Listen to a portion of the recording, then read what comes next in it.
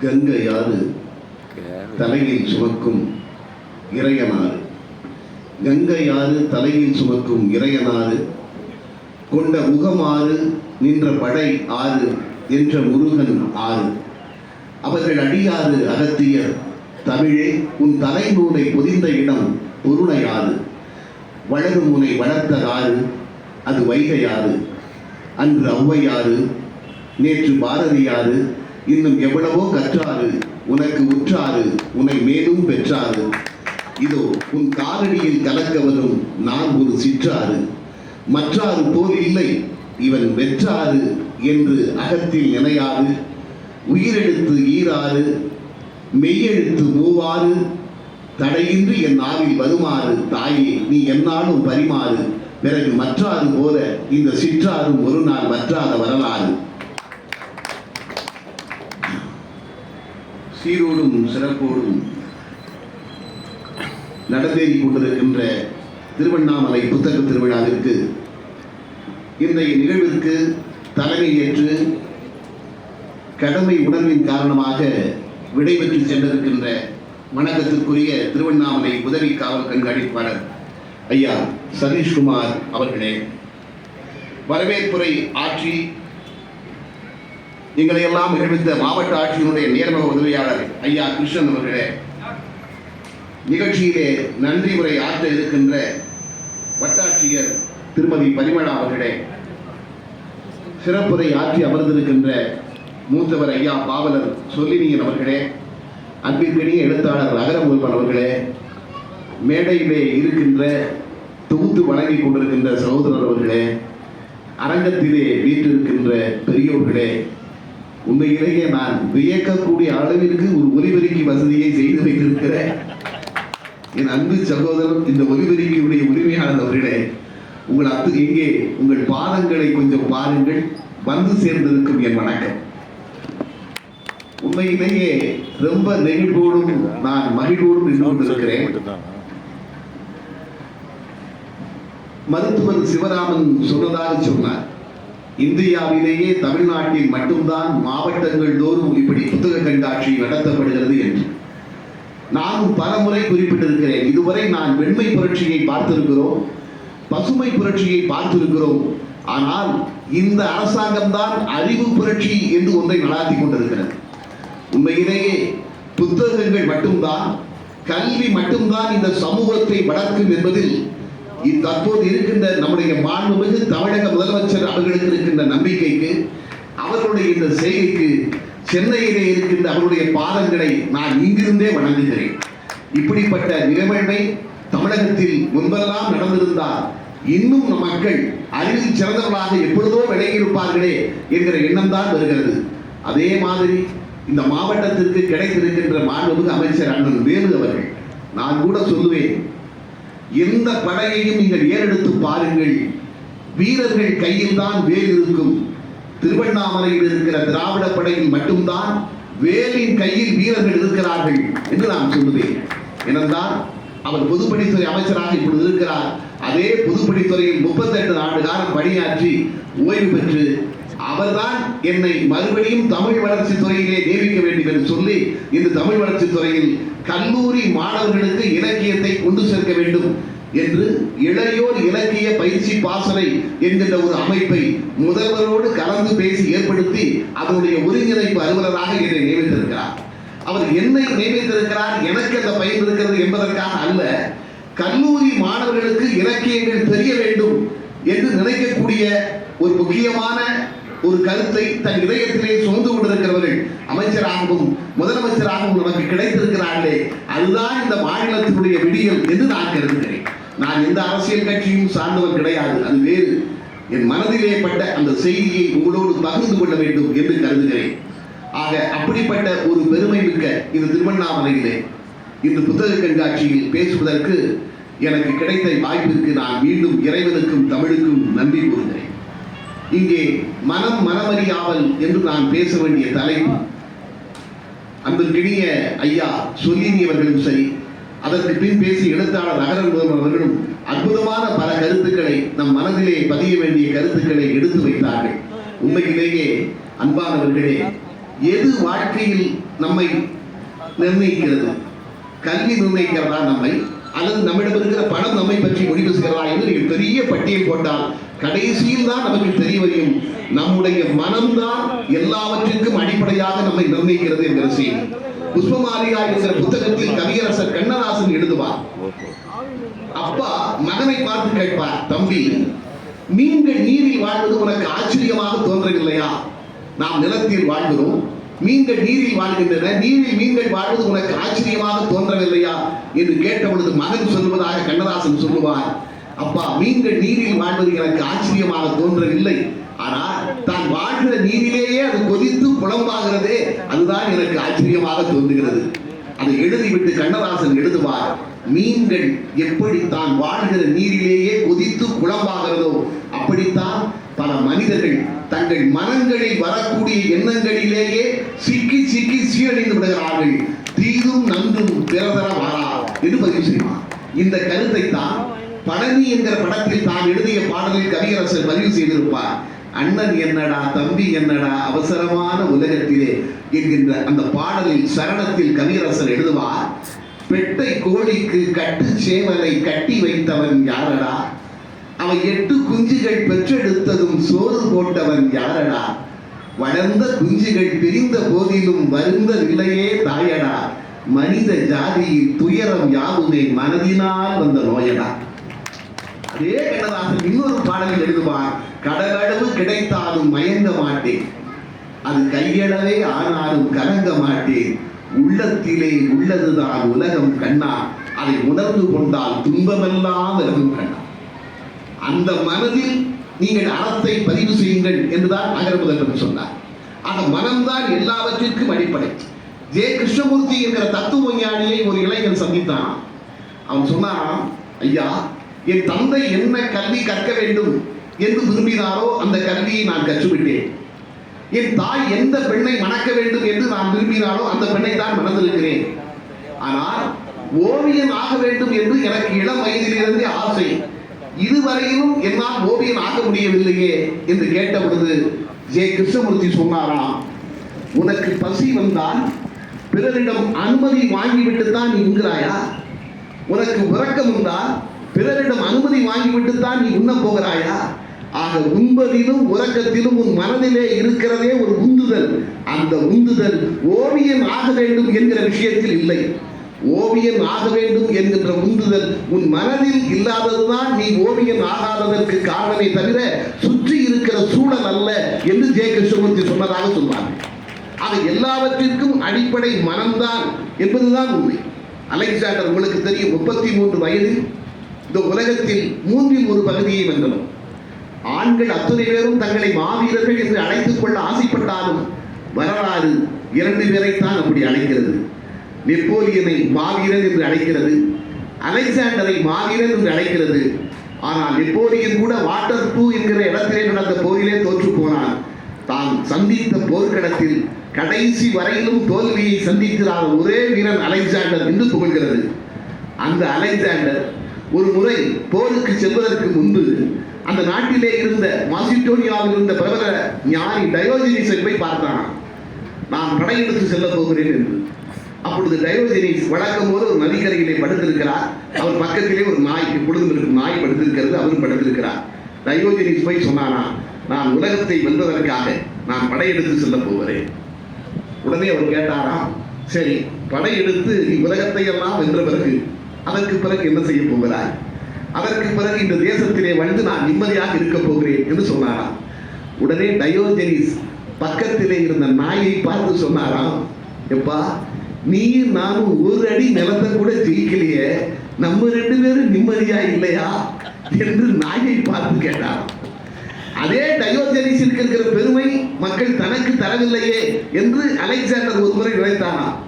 அந்த டயோஜெனிஸையே பார்த்து அலெக்சாண்டர் கேட்டானாம், நான் இந்த மண்ணையே வென்றவன், ஆனால் மண்ணை வென்ற எனக்கு தரப்படுகிற மரியாதையை விடவும் மக்கள் உங்களுக்கு மரியாதை தருகிறார்களே ஏன் என்று கேட்ட பொழுது டயோஜெனிஸ் உடனே பதில் சொல்லவில்லை. பதில் கிடைக்கவில்லை என்று அலெக்சாண்டர் திரும்புகிறான். திரும்பி சென்ற அலெக்சாண்டரை பார்த்து கூப்பிட்டு டயோஜெனிஸ் அலெக்சாண்டர் என்றாராம். திரும்பி நிற்கிறார். அலெக்சாண்டர், நீ மண்ணை வென்றவன், நான் என்னை வென்றவன் என்றாராம் டயோஜெனிஸ்.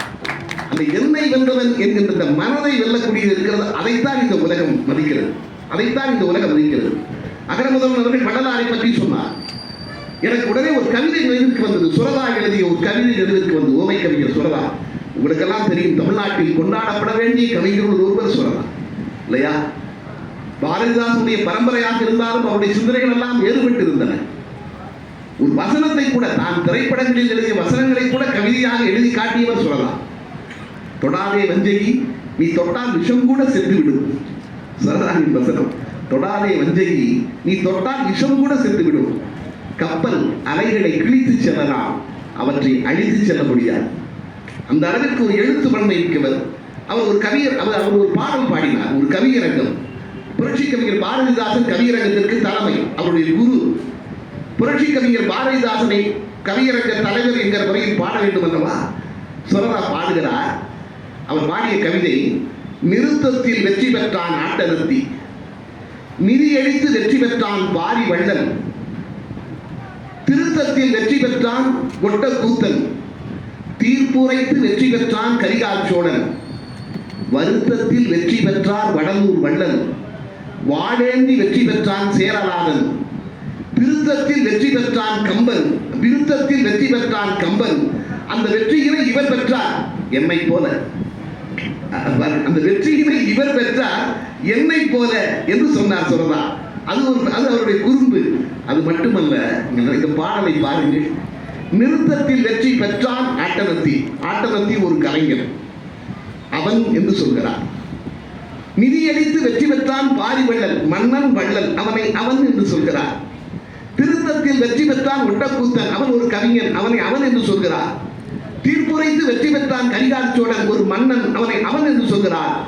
ஆனால் வடலூர் வள்ளலாரை சொல்லும் போது மட்டும் வருத்தத்தில் வெற்றி பெற்றார் வடலூர் வள்ளல் என்று மரியாதையாக சொல்கிறார். அதுதான் அதுதான் அதுதான் அந்த மனதை வென்றவர்களுக்கு இந்த மண் கொடுக்கிற மரியாதை இருக்கிறதே, அது தனி. அதைத்தான் இந்த பாடல், இந்த கவிதை எனக்கு உணர்த்துகிறது. அதிலும் இயல்பிலேயே கவிஞர்கள் என்றால் கோபம் வரும், அதுவே அது இயற்கை. காவிய கவிஞர் வாலி அவர்கள் காதல் திருமணம் செய்து கொண்டவர். 32 வயது வரைக்கும் திருமணம் செய்யவில்லை. எம்ஜிஆர் தான் அட்வைஸ் செய்கிறார், திருமணம் செஞ்சுக்கையா, நிறைய சம்பாத்தியம் பண்ற, பணத்தை பூரா வேஸ்ட் பண்ற, என்ன ஆண்டவனே கல்யாணம் பண்ணிக்கன்னு. வாலி திருமணம் செய்து கொள்கிறார். ஆனால் தான் காதல் திருமணம் திருப்பதியில் போய் செஞ்சுட்டு வந்துட்டாரு. எம்ஜிஆரே அதை பேப்பர்ல பார்த்தா தெரிஞ்சுக்கிறார். இன்று காலை காதல் திருமணம் வாலிக்கு திருப்பதியில் நடந்தது என்று மாலை செய்தியிலே வருகிறது. எம்ஜிஆருக்கு கோபம். நான் தானையா கல்யாணமே பண்ண சொன்னதாலும் தான் நம்மகிட்டே சொல்லலையே என்று கோபம். அதனால் அந்த காலகட்டத்தில் 1962 நடந்த அப்பொழுது படங்கள்ல பாட்டு வேண்டாம், நிறுத்தி வைப்போம் என்று சொல்லிவிட்டார். எம்ஜிஆர் படங்களுக்கு பாடல் எழுத வாலி அழைக்கப்படவில்லை. வாலியினுடைய மனைவி ரமணதிலகம் அவர்கள் கோபப்படுகிறார். நீங்க போய் சின்னவரை பாருங்க, உங்களுக்கு தெரியும் எம்ஜிஆருக்கு திரைப்படத்துறையில் சின்னவர் என்று பெயர். பெரியவர் சக்கரபாணி, சின்னவர் என்றால் எம்ஜிஆர். சின்னவரை போய் பாருங்க என்று சொல்லும் பொழுது வாலி சொன்னாராம், இல்லை, அவருக்கு என்னை தெரியும், எனக்கு அவரை தெரியும், அழைக்க வேண்டிய நேரத்தில் அழைப்பார், நான் போய் பார்த்துக் கொள்கிறேன். தாழம்பு படம் முடிக்க வேண்டிய நேரம், விநியோகங்கள் சொல்கிறார்கள் 3 எழுத்து ஹீரோவிற்கு, 2 எழுத்து கவிஞர் பாட்டு எழுதினா தான் சரியா இருக்கும், வாலி எழுத வேண்டும் என்று சொல்கிறார். சரி, ஒரு பாடல் வாலி எழுத வைக்கப்படலாம் என்று எம்ஜிஆர் வாலிக்கு தொலைபேசுகிறார். அன்பானவர்களே, நீங்கள் புத்தகங்களில் சில செய்திகளை படிக்கின்ற பொழுது ஒரு விஷயம் நமக்கு தெரிகிறது. வாழ்க்கையில் வெற்றி பெற்ற மனிதர்கள் எல்லாம் ஈகோ பார்த்ததே இல்லை. யாரெல்லாம் வாழ்க்கையில் வெற்றி பெற்றிருக்கிறார்கள் அவர்கள் ஈகோ பார்த்து இவரிடம் நாம் என்ன பேசுவது, இவர் நம்மை விட கீழானவர் என்று எண்ணியதே கிடையாது. அவர் வெற்றி பெற்றதற்கெல்லாம் அதற்கு ஒரு காரணம் என்று இப்படிப்பட்ட சம்பவங்கள் நமக்கு உணர்த்துகின்றன. எம்ஜிஆர் எவ்வளவு பெரிய மனிதர். அவர் வாலிக்கு தொலைபேசுகிறார், ஆண்டவனே நாளைக்கு காலையில் தோட்டத்துக்கு வந்துருங்க, அங்கதான் உங்களுக்கு டிஃபன், நம்ம 2 டிஃபன் சாப்பிட்றோம் என்று. வாலி புறப்பட்டு போவதா, 2 பேரும் சாப்பிட்டு விட்டு சொல்கிறார், இன்று ஒரு பாடல் பதிவு இருக்கிறது, ஒரு பாடல் எழுத வேண்டும் நீங்கள் தாளம்பு படத்திற்கு, வாருங்கள் நேரடியாக ஸ்டூடியோவிற்கு போகிறோம் என்று சொல்கிறார். நேரடியாக போகிறார்கள், பாட்டை எழுத சொல்கிறார்கள். எம்ஜிஆரும் இருக்கிறார், பாடல் எழுதுகிறார். வாலி பாட்டை எழுதி எம்ஜிஆர் ஒரு கொள்கை பாடல், எந்த விதமான இது தேவையில்லை, ஒரு கொள்கை பாடல், நான் பாடுவது மாதிரி ஒரு பாடல் வேண்டும். எல்லோரும் இருக்கிறார்கள். வாலி உட்கார்ந்து எழுதி எம்ஜிஆரிடம் பாடலை கொடுக்கிறார். பாடலை படித்துவிட்டு எம்ஜிஆர் சிரித்தாராம். அதிலே தாளம்பு படத்திலே வாலி என்பது எழுதிய பாடல், அந்த நேரத்தில் எழுதிய பாடல் உன் இதயத்தை திறந்து வைத்தார் அது உன்னையும் உயர்த்தும் என்று ஒரு பாடல் வரும். எனக்கு கொஞ்சம் வரி இப்பொழுது மறந்திருக்கிறது. நான் எங்கே போய்விடும் காலம் அது என்னையும் வாழ வைக்கும், உன் இதயத்தை திறந்து வைத்தால் அது உன்னையும் வாழ வைக்கும். அந்த சிச்சுவேஷனுக்கு ஏற்ற மாதிரி கவிஞர் அல்லவா, அது எம்ஜிஆர் பார்த்து சிரிச்சார், பார்த்து சொன்னாரா கவிஞர் என்று சொல்லிக்கொண்டே கொடுத்தார். அதாவது ஒரு கவிஞரை என்பவர்கள் வெளிப்படுத்தி விடுவார்கள். ஆனால் அப்படிப்பட்ட இடத்தில் கூட சுரதா ஒரு பகுத்தறிவு கவிஞர். ஆனாலும் வள்ளலாரை பாடுகின்ற பொழுது அவர் என்று பாடுகிறார் என்றால் யாருக்குமே தராத ஒரு மரியாதையை கொடுக்கிறார் என்றால் மனதை வென்றவர் வள்ளலார். ஆக எப்பொழுதுமே அந்த மனத்தை வென்றவர்களுக்குத்தான் உண்மையான இடம் இருக்கிறது என்பது உண்மை. நீங்கள் ஒரு படைப்பாளி கூட அப்படித்தான் இருக்க வேண்டும். தமிழெல்லாம் தன்னுடைய மனம் என்று நினைத்தவர்கள் தான் ஜெயித்திருக்கிறார்கள். பொன்னின் குவை எனக்கு வேண்டியதில்லை. ஈழத்து கவிஞர் சச்சிதானந்தன் பாடினார் அல்லவா, பொன்னின் குவை எனக்கு வேண்டியதில்லை, என்னை போற்றும் புகழ் எனக்கு வேண்டியதில்லை, மன்னன் முடி எனக்கு வேண்டியதில்லை, அந்த மாறன் அழகனுக்கு வேண்டியதில்லை, தேவர்க்கு அரசு நிலை வேண்டியதில்லை, அவர் தின்னும் சுவை அமுது வேண்டியதில்லை, சாவில் தமிழ் படித்து சாக வேண்டும் என்ற சாம்பல் தமிழ் மணந்து வேக வேண்டும். எல்லாம் தமிழ் என்று நினைத்தவர்கள். ஓமை கவிஞர் சுரதா ஒருவரை சொன்னார், சந்தனப்பூ பைந்தலையை தேனில் தோய்த்து தன் குட்டியிடம் கொடுத்து தின்ன சொல்லும் அந்தி நிலா பிறை கொண்டும் ஆணை கூட்டம் அறைகின்ற முதிரமலை வேந்தே கேட்பி, சொந்த அறிவோடு எதையும் சொல்வதுதான் என் வழக்கம், திருட மாட்டேன், செந்தமிழின் ஆண் வடிவம் என்றே என்னை செருக்கோடு நான் சொல்லிக் கொள்ளுகின்றேன். செந்தமிழின் ஆண் வடிவம் என்று சொன்னார் சுரதா தன்னை. கவியரசர் கண்ணதாசன் பாடவில்லையா, தான் பெற்ற பிள்ளையை ஏன் பெற்றோம் என்றுதான் தாய் என்று மாண்டு போனாள், தான் பெற்ற பிள்ளையை ஏன் பெற்றோம் என்றுதான் தாய் என்று மாண்டு போனாள், தந்தையும் இப்பிள்ளை உருப்படாது என்றுதான் தனதிலே வென்று போனான், உன் பெற்ற யாருமே உயிர் கொள்ள வைத்தவன் உயரத்தில் ஒளிந்து கொண்டான், உதிரத்தில் என்றென்றும் தமிழன்மை மட்டுமே உறவாக வந்திருந்தார். தமிழ்தான் தனக்கு என்று சொன்னார். தாய் தந்தை எல்லோரையும் விட தமிழ். காவிய கவிஞர் வாலி சொன்னார் அல்லவா, தாய்க்குள் இருந்து புறப்பட்டேன், தரை தவழ்ந்தேன், தாய் தந்தையர் நோய்க்குள் விழுந்து போனார்கள், நொடித்து போய் நான் நிலத்தார் வாய்க்குள் விழுந்து புறப்பட்டேன், நான் வருந்துங்கால் வந்து இந்த நாய்க்குள் புகுந்து நரம் செய்தாய் நான் வணங்கும் கந்தவேளே என்று சொன்னார். அவர் முருகனை தமிழாக பார்த்தார். ஆக அப்படித்தான் படைப்பாளிகள் கூட தங்கள் மனமெல்லாம், தங்கள் உடமெல்லாம், தங்கள் உதிரமெல்லாம் தமிழ் என்று நினைத்ததால் தான் ஜெயித்திருக்கிறார்கள். ஆக எல்லாவற்றிற்கும் அடிப்படை மனம்தான் என்பதில் நாம் அப்படி இரண்டாவது கருத்தே இருக்க முடியாது. அப்படிப்பட்டவர்கள் எப்படிப்பட்ட வாழ்க்கை கிடைத்தார் உங்களுக்கு தெரியும். அறிஞர் சாக்ரட்டீஸிற்கு ஒரு சரியான மன வாழ்க்கை அமையவில்லை என்று சொல்வார்கள். சாக்ரட்டீஸிற்கு சரியான மன வாழ்க்கை அமையவில்லை என்று சொல்வார்கள்.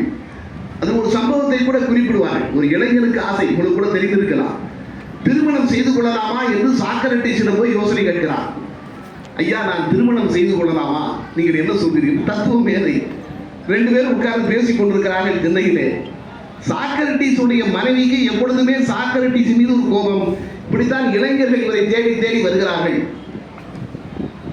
இவர் பேசிக்கொண்டே இருக்கிறார், எதுவுமே செய்வதில்லை என்று திட்டிக் கொண்டு வீட்டிலே கோபத்தில் வெளியே பேசிக் கொண்டிருக்கிறார். வெளியே பாத்திரங்களை உருளுகிற சத்தம் கேட்கிறது. அதற்கு பிறகு ஒரு குடம் நிறைய தண்ணீரை கொண்டு வந்து கோபத்தில் சாக்ரட்டீஸின் தலையில் அவர் ஊற்றி விட்டாராம். அந்த பையன் திருமணம் செய்து கொள்ளலாமா என்று கேட்பதற்காக அந்த இளைஞன் திக்கித்து போய் நிற்கிறான். அப்பொழுது சாக்ரட்டீஸ் சொன்னாரா, என்ன பார்க்கிறாய், எதை செய்தாலும் என் மனைவி முறைப்படி செய்வாள், உள்ளே இடியாக இடித்தால் இப்பொழுது மழையாக பொழிகிறார். சொல்லிவிட்டு சொன்னாராம், எப்படி ஆயினும் திருமணம் செய்து கொள், எப்படி ஆயினும் திருமணம் செய்து கொள், நல்ல மனைவி கிடைத்தால் சந்தோஷமாக இருப்பாய், இல்லை என்றால் ஞானியாக இருப்பாய். இது சாக்ரட்டீஸுடைய வார்த்தை. தன்னுடைய மன வாழ்க்கையை வைத்துக் கொண்டு அவர் சொன்னார் இல்லையா. என்னால் அதாவது அனைத்து அதுதான். நீங்கள் கணவன் மனைவியை பற்றி நிறைய ஜோக்குகள் எல்லாம் வருகின்றன, அது வேறு, அது சொல்வது வேறு. ஆனால் ஒரு சரியான பெண் மனைவியாக அமையாமல் போனால் நம் மனமே சரியாக அமையாது இல்லையா. உலகத்தின் மிகச்சிறந்த காதல் பாடலில் ஒன்று கவியரசர் கண்ணதாசன் எழுதிய நான் பேச நினைப்பதெல்லாம் நீ பேச வேண்டும் என்கிற பாடல். அந்த பாடலில் கண்ணதாசன் கணவன் என்பவன் யார், மனைவி என்பவன் யார் என்பதை சொல்லிவிடுவார் என்று சொல்வார்கள். அந்த மனைவி பாடுவாள், பாலோடு பழம் யாவும் உனக்காக வேண்டும், பாவை உன் முகம் பார்த்து பசியார வேண்டும். நீ சாப்பிடணும், முகத்தை பார்த்தே நான் பசியார வேண்டும். மடி மீது விளையாடும் மனதாலும் உடலாலும் தாயாக வேண்டும், அது நானாக வேண்டும். மடி மீது விளையாடும் சேயாக வேண்டும், அது நீயாக வேண்டும். அவனை பற்றியே கவலை அவளுக்கு. நம்மால் ரெண்டு வரி தான் பாடுவார். நான் காணும் உலகங்கள் நீ காண வேண்டும். நீ வேற எதுவும் பார்க்கக்கூடாது. நான் என்ன உலகத்தை பார்க்கணும், அந்த உலகத்தை தான் நீ பார்க்கணும். அதை விட கொடுமை அடுத்த வரி, நீ காணும் பொருள் யாவும் நானாக வேண்டும். இந்த மூஞ்சி எப்படி இருந்தாலும் இதான் அது தெரியும். நீ காணும் பொருள் யாவும் நானாக வேண்டும். இதுதான், இவன் தான் ஆண், இவன் தான் பெண் என்பதை கண்ணதாசன் இந்த பாடலிலே சொல்லிவிடுவார் என்று சொல்வார்கள். அதான் உண்மை. பெர்னாட்ஷா சொல்ல அவருக்கே கிண்டலான முறையில், பெண்கள் இல்லாவிட்டால் ஆண்களுக்கு ஆறுதலே கிடைத்திருக்காது, பெண்கள் இல்லாவிட்டால் ஆண்களுக்கு ஆறுதலே தேவைப்பட்டிருக்காது. அவருக்கே உரிய முறையில் பெர்னாட்ஷா. ஆக ஒரு மனிதனுடைய, ஒரு ஆணினுடைய மனம் சரியாக இருக்க வேண்டும் என்றால் அவனுக்கு அமைகிற இணை சரியாக இருக்க வேண்டும். எப்படி இருந்தாலும் தன்னுடைய மனதை அது பாதிக்காத வகையில் பார்த்துக் கொள்ள வேண்டும் என்றுதான் எழுதுகிறார். நான் மதுரை பொதுப்பணித்துறையிலே வேலை பார்த்துக் கொண்டிருந்தேன். ஒரு அக்டோபர் மாதம் எனக்கு சென்னைக்கு மாறுதல் வருகிறது. முத்தமிழ் கலைஞர் அவர்கள் முதல்வராக இருக்கிறார். என்னை தலைமை செயலகத்திற்கு மாற்றுகிறார்கள். அக்டோபர் மாதம் நான் போறேன். குடும்பம் மதுரையில் இருக்கிறது, குழந்தைகள் படித்துக் கொண்டிருக்கிறார்கள். அக்டோபர் மாதம் ஸ்கூலில் மாற்ற முடியாது. சரி, மே மாதம் வரைக்கும் மதுரையில் குடும்பம் இருக்கட்டும் என்று நான் வெள்ளிக்கிழமை கிளம்பி மதுரைக்கு வந்து விடுவேன். ஒரு நாள் ட்ரெயினில் இருந்தால் ஒருத்தர் உட்கார்ந்துருந்தார். எங்கே வேலை பார்க்குறீங்க? நான் இப்படி செயல்டேட்டில் இருக்கிறேன், பிடபிள்யூடியில் இருக்கிறேன். ஓஹோ, ஃபேமிலி எங்கே இருக்குது? குடும்பம் மதுரையில் இருக்குது. உங்களுக்கு வாரத்தில் 2 நாள் லீவோ? ஆமாம், சனி ஞாயிறு லீவு. வெள்ளிக்கிழமை கிளம்பியிருப்பீங்க. ஓஹோ, சனி எப்போ வரும்னு உங்கள் மனைவி எதிர்பார்த்துட்டு இருப்பாங்களோ? அவன் சனின்னு சொன்னது என்னைய சொன்னாரா கிழமைய சொன்னாரான்னு நீங்கள் வேற தெரியல. அதாவது அந்த மனம் ஒரு சின்ன இதில் கூட, சின்ன வார்த்தைகளில் கூட, ஒரு சின்ன வார்த்தை கூட மனதை இதாகிடும். அதனால தான் திருக்குறள் முனுசாமி சொன்னாருங்க, நிறைய வயதானவர்கள் வருத்தப்படுறாங்க. ஏங்க வயசானா வீட்டில் நம்ம சொன்னாலே கேட்க மாட்டேங்கிறான், அவன் தான் கேட்க மாட்டேங்கிறான், பிள்ளைகளாவது கேட்கறான்னு பார்த்தா பிள்ளைகளும் கேட்க மாட்டேங்குது அப்படின்னு சொல்லிட்டு முனுசாமி சொன்னார். திருக்குறள் ஐயா முனுசாமி சொன்னாரு, ஏன் பிள்ளைகள் கேட்க மாட்டேங்குதுன்னு சொன்னா கேட்க மாட்டேங்குதுன்னு சொல்றீங்களே, நம்ம பிள்ளைங்க நம்ம கூட பிறக்கல, நமக்கு தான் பிறந்தாங்க. ஆனா அந்த கையங்காலும் நம்ம கூட தானே ஏன் பிறந்தது? வயசானா நம்ம கூட பிறந்த கையங்காலும் நம்ம சொன்னபடி கேட்க மாட்டேங்குது, நீ ஏன் பிள்ளைகளை சொல்றீங்க என்று அவருக்கே உரிய முறையில் சொன்னார். ஏன் மனதை போட்டு வருத்தப்படுறீங்க என்று அந்த அவருக்கு உரிய விஷயம். மனம் மட்டும் எப்பொழுதுமே உடைந்து விடக்கூடாது என்பவர்கள் மனிதர்கள் தயாராக இருக்க வேண்டும் என்று இவர்களெல்லாம் சொல்வது பக்கம் இருக்கட்டும். மிகப்பெரிய கண்டுபிடிப்புகளை, 1000க்கும் மேற்பட்ட கண்டுபிடிப்புகளை இந்த உலகத்திற்கு அந்த தாமஸ் ஆல்வா எடிசனை பற்றி நம்முடைய ஆசிரியர் ஐயா வீரமணி அவர்கள் வாழ்வியல் சிந்தனைகள் என்கிற ஒரு புத்தகத்திலே பதிவு செய்திருக்கிறார். ஒரு செய்தி, தாமஸ் ஆல்வா எடிசன் தான் டங்ஸ்டன் இலையை பயன்படுத்தி மின்விளக்கை எரிய வைக்க முடியும் என்று கண்டுபிடித்தவர். அதற்கு முன் மின்சார பல்பை 4 பேர் கண்டுபிடித்திருந்தார்கள். ஆனால் டங்ஸ்டன் இலையை பயன்படுத்தலாம் என்று கண்டுபிடித்தவர் தாமஸ் ஆல்வா எடிசன். அதற்காக ஒரு விழா அவர் கண்டுபிடித்த அன்று அந்த பல்பை அறிமுகப்படுத்துவதற்கு நியூயார்க் நகரிலே ஒரு மாபெரும் விழா பல்பு செய்யப்பட்டிருக்கிறது. அந்த செய்யப்பட்ட அந்த பல்பை பார்ப்பதற்கு அந்த நகரத்தின் முக்கிய பிரமுகர்கள் எல்லாம் வந்தார்களாம். ஒரு புதுசா ஒரு பல்பு பண்ணிருக்கீங்களாமே, அது எவ்வளவு நேரமானாலும் இருக்கிறான். அதற்கு முன்பு கண்டுபிடிக்கப்பட்ட மின்சார பல்புகள் நிறைய நேரம் எரியாது, சூடாகிவிடும், அணைந்துவிடும். ஆனால் டங்ஸ்டன் நிலை எவ்வளவு நேரமாகவும் எரியும் என்று கண்டுபிடித்திருக்கிறார். அந்த பல்பை பார்ப்பதற்கு பிரமுகர்கள் வருவார்களாம். அந்த பல்பை அந்த பிரமுகரிடம் காண்பிப்பதற்காக உடனே எடிசன் யாராவது வந்தா, இவர் வந்திருக்கிறார், நீ போய் பல்ப் எடுத்துட்டு வாங்க, அகர முதல்வர் வந்திருக்கிறார், போய் பல்ப் எடுத்துட்டு வாங்க அப்படின்னா பல்ப் போய் எடுத்துட்டு வருவாங்க. பல்ப் அந்த பையன் எடுத்து கொண்டு வைப்பான். இப்படி ஒவ்வொரு வர அந்த பையன் எடுத்துக்கொண்டு கொடுத்து கொண்டே இருந்தான். நேரம் வாங்கி கொண்டே இருக்கிறது, எல்லோரும் வீட்டுக்கு போக வேண்டும். கடைசியில் ஒருத்தர் வந்துட்டார், நான் கண்டிப்பா பல்பை பார்க்கணும். சரி தம்பி போய் எடுத்துட்டு வானாரு. போய் எடுத்துட்டு வந்தான். திரும்ப கொண்டு போது வீட்டிற்கு போகிற அவசரம். இப்போ நீங்க கூட கூட்டம் எப்பொழுது முடியும் கிளம்பலாம் என்று இருக்கிறீர்கள். இதே மனநிலையில் அந்த பையன் இருந்தான். உடனே அவன் என்ன பண்ணிருக்கான், வேகமா ஓடி கீழே விழுந்து பல்பை கொண்டு உடைச்சிட்டான். செய்யப்பட்டிருந்தது ஒரு பல்பு. எல்லாரும் அவனை அடிப்பதற்கு பாய்ந்திருக்கிறார்கள். அடிக்கிறதுக்கு முன்னாடி அவன் ஓன்னு அழுதுட்டான். அந்த பையன் அழுதா அடிக்க மாட்டான்னு விஷயம் அவனுக்கு தெரிஞ்சிருக்கு. அதற்கு பிறகு எடிசன் சொன்னாராம், மறுபடியும் நாம் ஒரு பல்ப் தயார் செய்வோம். உடனே மறுபடி ஒரு பல்ப் தயார் செய்யப்பட்டிருக்கிறது. அந்த பல்ப் தயார் செய்யப்பட்டவுடன் எடிசன், எங்கே அந்த தம்பி பெயர் விக்டர் என்று நினைக்கிறேன், எங்கே அந்த தம்பி விக்டர் என்று கேட்டிருக்கிறார். ஏண்டா மறுபடியும் அவன் தேடுறாரு என்று சொல்லியிருக்கிறார்கள். அவன் அழுது அழுது ஓரத்திலே படுத்து தூங்கிவிட்டான். எடிசன் அவனை எழுப்பி வர சொன்னாராம்.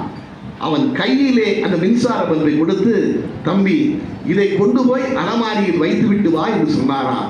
சுற்றிலும் உள்ளவர்கள் தாமஸ் ஆல்வா எடிசனை பார்த்த பொழுது எடிசன் சொன்னாராம், என்ன பார்க்கிறீர்கள்? ஒரு பல்பு உடைந்தால் நம்மால் சரி செய்ய முடியும், மீண்டும் செய்ய முடியும்.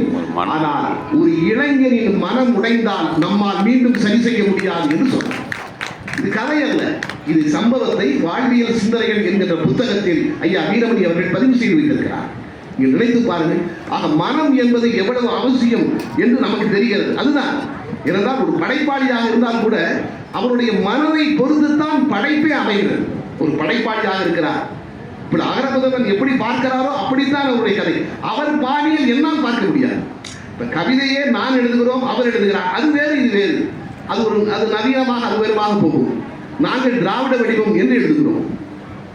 எல்லோரும் படைப்பாளிகள், ஆனால் ஒவ்வொருவருடைய பார்வையும் வேறு. ஒரே பொருளுங்க, தாஜ்மஹால் இருக்கிறது. தாஜ்மஹாலை பற்றி நான் எழுதிய கவிதை கலைஞருக்கு ரொம்ப பிடிக்கும்.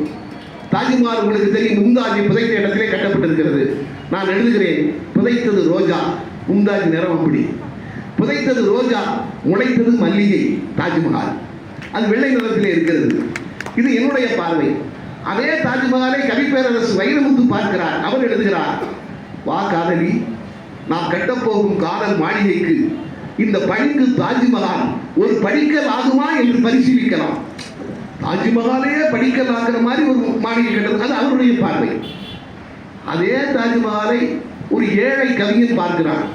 அவன் எழுதுகிறான், காதலி, இனி நாம் தாஜ்மஹாலில் சந்தித்துக் கொள்ள வேண்டாம். இங்கே ஒரு பணக்கார மன்னன் ஏழைகளின் காதலை ஏளனப்படுத்தி இருக்கிறான். அதே தாஜ்மஹாலை பொன் செல்வ கணபதி இந்த ஆண்டு பாரதிதாசன் விருதை தமிழ்நாடு அரசிடம் பெற்றவர். அவர் எழுதுகிறார் தாஜ்மஹாலை பற்றி. அவர் எழுதுகிறார், அன்பே, இன்னொரு தாஜ்மஹால் கட்ட நான் தயார், நீ எப்போது சாக தயார். ஒரே ஒரே தாஜ்மஹால் தான். நீங்க நினைச்சு பாருங்க, படைப்பாளியை பொறுத்து ஒவ்வொருவரும் ஒரு தளத்தில் நின்று கொண்டிருக்கிறார். என்னுடைய பார்வை வேறு மாதிரியாக இருக்கும். அது வேறு, அது அப்படித்தான். நாங்கள் படிக்கிற படைப்பினை பொறுக்கும் மேத்தாவையும், ஏன்னா அப்படி வளர்ந்தவர்கள் நான் எந்த யாரை பார்த்து நான் மேத்தாவும் நான் அடிக்கடி சொல்வேன், என்னை பாதி கலைஞராக்கி பாதி கவிஞன் ஆக்கியது கலைஞர், மீதி கவிஞர் ஆக்கியது மேத்தாவும் வைரமுத்தும். நாம் எந்த பாதையில் போகிறோமோ அப்படித்தான். கல்லூரி படித்த காலத்தில் வேர்ந்து இருக்கிறோம். அந்த படைப்பாளி அவருடைய அந்த மனம்தான் எனக்கு அமையும். அவர் எப்படி பார்த்தாரோ, மேத்தா கல்லூரியில் படிக்கவும் நான் கூட சொல்லுவேன், ஒரு பெண்ணை காதலிக்கிறார். அந்த பொண்ணு முரட்டு சுபாவம், அதை எப்படி கவிதையாக்க வேண்டும் என்று எனக்கு அவர் தான் சொல்லி தருகிறார். அவர் எழுதுறார் பாருங்க, என் இதய தோட்டத்தில் எத்தனையோ ரோஜாக்களை பயிரிட்டேன், அறுவடை செய்ய உன்னை அழைத்து நீ அறிவாளோடு வந்த பிறகுதான் என் தவறு எனக்கு புரிந்தது. ரோஜா பூவை பறிக்கவான அந்த புள்ள அறிவாளோடு போயிடுச்சு. அது உணர்த்துகிறார் அவர் எவ்வளவு முரட்டுத்தனது. அதாவது அந்த பொண்ணு பேசவே மாட்டேங்கிறது. அது கல்லூரியில் உடவு பொண்ணுங்க இருந்தாங்க, உன்னத்தனமா காதலிச்சேன், நீ பேச மாட்டேங்கிறியா, இதான கருத்து. அதை எப்படி சொல்ல வேண்டும் என்று எனக்கு அவர் விளக்கி தருகிறார். அவர் சொல்லுகிறார், ஒரு மூங்கில் காட்டையே அழித்து ஒரே ஒரு புல்லாங்குழல் செய்தேன், ஒரு மூங்கில் காட்டையே அழித்து ஒரே ஒரு புல்லாங்குழல் செய்தேன், ஊதும் போதுதான் தெரிந்தது அது ஊமை என்று, உன்னை போலவே. பேசு, மறுபடியும் அது பேசலையா எழுதுகிறார் பாருங்கள், பேசு பேசு, என்னதான் மௌன மொழிகளிலேயே சிறந்த மொழி என்றாலும் இன்னொரு மொழியை தெரிந்து வைத்துக் கொள்வதில் என்னடி குற்றம், பேசு. கடைசி வரைக்கும் அந்த சரியை பேசுறவங்களுக்கு அவர் கோபத்தில் எழுதுகிறார். எப்படி வெளிப்படுத்துகிறார் பாருங்கள். ஒரு ஜோடி சிறகுகள் வேண்டும் என்று கேட்டேன், ஒரு ஜோடி சிறகுகள் வேண்டும் என்று கேட்டேன், இணைந்து உன்னோடு பறப்பதற்கு அல்ல, தொலை தூரம் போய் உன்னை மறப்பதற்கு. அதுதாங்க. ஆக எங்கள் அந்த அதை படித்து கவிப்பேரரசு வைரமுத்துவை படிக்கிறோம், மேத்தாவை படிக்கிறோம். அதுதான் எங்கள் மனதிலே ஒரு படைப்பாளியை அவருடைய மனம்தான் என்னுடைய மனமாக மாறும், அவருடைய பார்வைதான் என்னுடைய பார்வையாக மாறும். அப்படித்தான் அந்த கவிதைகள் அமையும். ஈரோட்டிலே ஒரு கவியரங்கம், கவிக்கோ அப்துல் ரஹ்மான் தலைமையிலே ஈரோட்டிலே ஒரு கவியரங்கம். அது ஆகஸ்ட் 15 அன்று 5ஆம் தேதி ஆகஸ்ட் 5 நடக்கிறது. தலைப்பு இரவிலே வாங்கிறோம் என்கிற தலைப்பு. அந்த கவியரங்கத்திற்கு முன்னால் நிறைய ஒரு கடுமையான கோபம் எனக்கு ஊட்டப்பட்டிருந்தது. சரியாக நடத்தப்படவில்லை. சில இடத்தில் பயங்கர கோபம். மேடையிலே அதை நான் காண்பிக்க வேண்டும், அதாவது ஜெயிக்க வேண்டும், நான் யார் என்பதை இந்த மேடையிலே காண்பிக்க வேண்டும் என்கிறதோடு நான் போய் வந்திருக்கேன். மேடையில் உங்களுக்கு தெரியும், சுதந்திரத்தை பற்றி பாடி பாடி தொழிச்சிட்டாங்க, எல்லாரும் விதவிதமா பாடியாச்சு. ஆனாலும் கவியரங்கம் என்பது எப்படி இருக்க வேண்டும் என்று நான் கற்றுக்கொண்டேன். மூத்தவரிடம் இருந்து கலகலப்பாக இருக்க வேண்டும் முதலில், அதற்கு பிறகு நீங்கள் கருத்துக்களை பதிய வைக்க வேண்டும். அந்த நான் பாடியது இன்று என் நினைவிற்கு இருக்கிறது, உங்களுக்கு சொல்லுகிறேன். நான் சொன்னேன், ஆயுதம் இயந்தாமல் அகிம்சையில் கிடைத்ததாலோ என்னவோ சுதந்திரத்தை அவரவர் பாணியில் அவரவர் பார்க்கிறார். சுதந்திரத்தை பற்றி அரசு ஊழியர்களின் கருத்து என்ன தெரியுமா? முதல் தேதி கிடைத்திருந்தால் முழுதாய் கிடைத்திருக்கும், 15ஆம் தேதி கிடைத்ததால் தான் பாதியாய் கிடைத்திருக்கிறது. சுதந்திரத்தை பற்றி வழக்கறிஞர் ஒருவர் வாய் திறந்து சொன்னார், 18க்கு மேல் வாங்கியிருந்தால் மேஜராய் இருந்திருக்கும், 15இல் வாங்கியதால் தான் சுதந்திரம் இன்னும் மைனராகவே இருக்கிறது. மருத்துவர் ஒருவரின் மனக்கருத்து என்ன தெரியுமா? சுதந்திரம் 8ஆம் மாதத்தில் பிறந்ததால் எடை குறைவாக இருக்கிறது, எதற்கும் சில எக்ஸ்ரேக்கள் எடுத்து பார்க்கலாம். என் கணித ஜோதிடர் ஒருவர் சொன்னார், சுதந்திரம் வாங்கிய மாதத்தின் பெயர் ஆகஸ்ட் என்று வருவதால் தான் கஷ்டமாக இருக்கிறது, மாதத்தின் பெயரை பெஸ்ட் என்று மாற்றிவிட்டால் அத்தனையும் செய்யாது. கவர்ச்சி நடிகை ஒருவரும் கருத்து சொன்னார், அதைத்தானே நம்மூரில் அட்டைப்படத்தில் போடுகிறார்கள். கவர்ச்சி நடிகை சொன்னார், 47இல் வாங்கியதற்கு பதில் சுதந்திரத்தை 27இல் வாங்கியிருந்தால் இன்னும் கொஞ்சம் இளமையாய் இருந்திருக்கும், இருந்தாலும் பரவாயில்லை, இரவிலாவது வாங்கினார்களே. யார் இவர்களுக்கு எடுத்துச் சொல்வது? சுதந்திர நாளில் கொடிகளை குத்துவதற்கு தரப்படுபவை குண்டூசிகள் அல்ல, அவை தேசத்திற்காக மெலிந்த தியாகிகளின் உடல். தடவி பாருங்கள், தடியால் அடிபட்டு தலை மட்டும் வீங்கி இருக்கும், தடியால் அடிபட்டு தலை மட்டும் வீங்கி இருக்கும். இப்பொழுதெல்லாம் கொடியேற்றவர்கள் தலைவர்கள் கூட ஒரு ஆள் வைக்கிறார்கள், கொடி கயிறை இழுப்பதற்கென்று. சொல்லுங்கள் அவர்களுக்கு, இந்த சுதந்திர கொடி பறப்பதற்கு சிறையிலே ஒருவன் செக்கையே இழுத்தான் என்று. சுதந்திர நாளில் கம்பத்தில் ஏறி வரும் கொடி கயிறு எடுத்து வரும் பூக்களை உச்சிக்கு போனதும் உதிர்த்துவிடும் கொடி, உச்சிக்கு போனதும் உதிர்த்துவிடும் கொடி. தேசத்திற்காக மாண்ட வீரர்களின் மனைவியர் கூந்தல் நினைவில் வருவதா? இந்தாயும் தெரிந்து கொள்வோம் இந்தியர்களே, நம் தேசிய கொடி பட்டொலி வீசி பறப்பது பிரிக்கப்பட்ட கயிறுகளில் அல்ல, பறிக்கப்பட்ட உயிர்களில் என்று அந்த கவியரங்கர் நினைத்தார். அன்றுதான் கவி அப்துல் ரஹ்மான் சொன்னார், ஜெயந்தா இந்த கவியரங்கத்தில் கோல் அடித்து விட்டீர்கள். நான் பழனி பாரதி, யுகபாரதி எல்லோரும் கலந்து கொண்டோம். கவியரங்கத்தில் கோல் அடித்து விட்டீர்கள், இது என்னுடைய வார்த்தை அல்ல. 25 வருடங்களுக்கு முன்பு கவியரசர் கண்ணதாசன் எனக்கு தந்த வார்த்தைகளை நான் உங்களுக்கு தருகிறேன் என்று சொன்னார். எதற்காக சொல்கிறார்? இப்படி எங்களை உருவாக்கியவர்கள், அவர்கள் மனம் எப்படி இருந்ததோ, மேத்தாவிடம் இருந்தும் வைரமுத்துவிடம் இருந்தும் கவிக்கோவிடம் இருந்தும் நான் கற்றுக்கொள்கிறேன். ஆக ஒரு படைப்பாளியின் மனம் இன்னொரு இடத்திற்கு கடத்த வேண்டும். அதுதான் காவிய கவிஞர் வாரியிடம் ஒருவரை கேட்டேன், கவியரசர் கண்ணதாசன் பாடல்களில் உங்களுக்கு மிகவும் பிடித்த பாடல்கள் இருக்கு. அவர் சொன்னார், நிறைய சொல்லலாயா அப்படின்னு சொல்லிட்டு சொன்னாரு, ஒரு படைப்பு என்பது எப்படி இருக்க வேண்டும் தெரியுமா? ஒரு படைப்பு இன்னொரு படைப்பிற்கு நம்மை அழைத்து செல்ல வேண்டும், அதான் சிறந்த படைப்பு.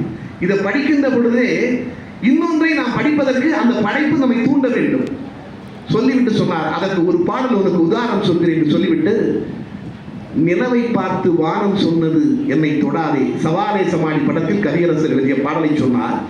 நிலவை பார்த்து வானம் சொன்னது என்னை தொடாதே, நிழலை பார்த்து பூமி சொன்னது என்னை தொடாதே. இதெல்லாம் கூட நான் எழுதிடலாம், நம்ம எழுதிடலாம்யா. ஆனா சரணத்துல கண்ணதாசன் எழுதினார் பாரு, புதியதல்லவே தீண்டாமை என்பது, புதுமை அல்லவே அதை நீயும் சொல்வது, நீயும் சொன்னது, சொன்ன வார்த்தையும் இரவல் தானது, திரு நீலகண்டரின் மனைவி சொன்னது. இதை கேட்கிறவனுக்கு நீலகண்டர்னா யாரு? அவன் அப்படியே அவனை கூட்டு போறார், திருநீலகண்டத்தை இவர் கூட்டு போறார். அவன் தான் படைப்பாளி. ஒரு படைப்பிலிருந்து என்னை இன்னொரு படைப்பிற்கு ஒருத்தர் கடத்தினால் அவன் தான் சிறந்த படைப்பாளி. இந்த படைப்பே ஏண்டா படிச்சோன்னு வச்சிருக்க கொடுக்கணும், அவன் நல்ல படைப்பாளி என்று சொன்னார். ஆக ஒரு மனதை, அவருடைய மனதை நான் வாங்கிக் கொள்கிறேன். அதுதான் ஒருத்தர் மனதை நான் வாங்கிக் கொண்டால் அந்த படைப்பாளியுடைய மனதை நான் வாங்கிக் கொள்கிறேன். அதாவது நிறைய செய்திகளை மனம் இப்படித்தான் இருக்க வேண்டும். சிறைச்சாலை சிந்தனைகள் என்று ஒரு புத்தகம் நீங்கள் படித்திருக்கலாம். பாரதி புத்தகாலயம் வெளியிட்டிருக்கிறது. அது இப்போ நாட்டுடைமையாக்கப்பட்டவர்கள் நிறைய புத்தகங்கள் போட்டிருக்கிறார்கள். எம்.ஆர். ராதாவை விந்தன் பேட்டி எடுத்த ஒரு புத்தகம், ரொம்ப ஒரு அற்புதமான புத்தகம். எதற்காக நான் சொல்கிறேன் என்றால், அந்த புத்தகங்களை வாசிக்க வேண்டும் என்பதற்காக சொல்கிறேன். அந்த வாசிக்கின்ற பொழுது அவ்வளவு வியப்பு வருகிறது உங்களுக்கு. எம்.ஆர். ராதா முதலாக துப்பாக்கி பயிற்சி எடுத்தது நான் பல மேடைகளில் பதிவு செய்திருக்கிறேன். எம்ஜிஆரை சுடுவதற்காக அல்ல, என்.எஸ். கிருஷ்ணனை சுட்டுவிட வேண்டும் என்றுதான் எம்.ஆர். ராதா பயிற்சி எடுத்தார்.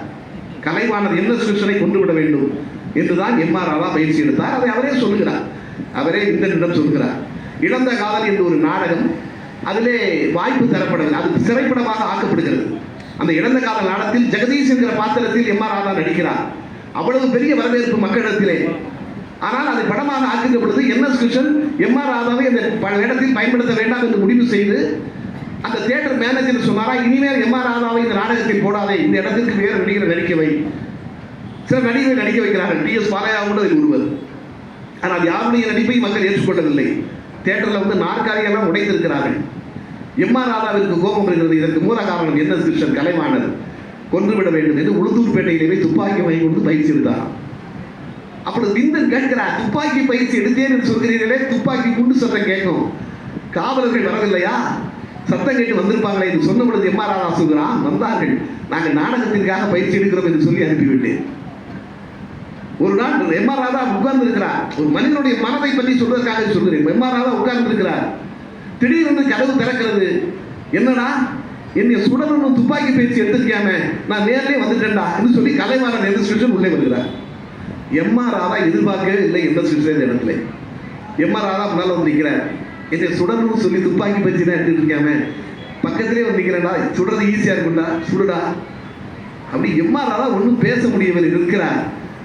உடனே என்.எஸ். கிருஷ்ணன் சொன்னாரா, ஏண்டா என்கிட்ட எத்தனை கார் இருக்கு தெரியுமா? 10-12 கார் இருக்கு. எனக்கு எத்தனை பங்களா இருக்கு தெரியுமா? ஏகப்பட்ட பங்களா இருக்கு. என்னைய மாதிரி சினிமாவில் எல்லாத்தையும் நிறைய பேருக்கு நிறைய விஷயங்கள் இருக்குடா. ஆனால் உங்ககிட்ட இருக்க ஒரு நடிப்பு, அது சினிமாவில் யார்கிட்டடா இருக்கு? ஒரு அப்படிப்பட்ட நடிப்பு உங்ககிட்ட மட்டும்தான் இருக்கு. இப்படி நடிக்கிற ஒருத்தரை வச்சுக்கிட்டு நீ அப்படி நடி இப்படி நடின்னு என்னையால வேலை வாங்க முடியுமா? உன்னை வேலை வாங்கக்கூடாது என்பதற்காகத்தான் நான் எடுத்த இழந்த காதல் படத்தில் உன்னை நான் பயன்படுத்தவில்லை. ஆனால் உன்னுடைய புகழுக்கு இடையூறாக நான் இருக்கிறேன் என்று நீ நினைத்தால் என்னை சுடு.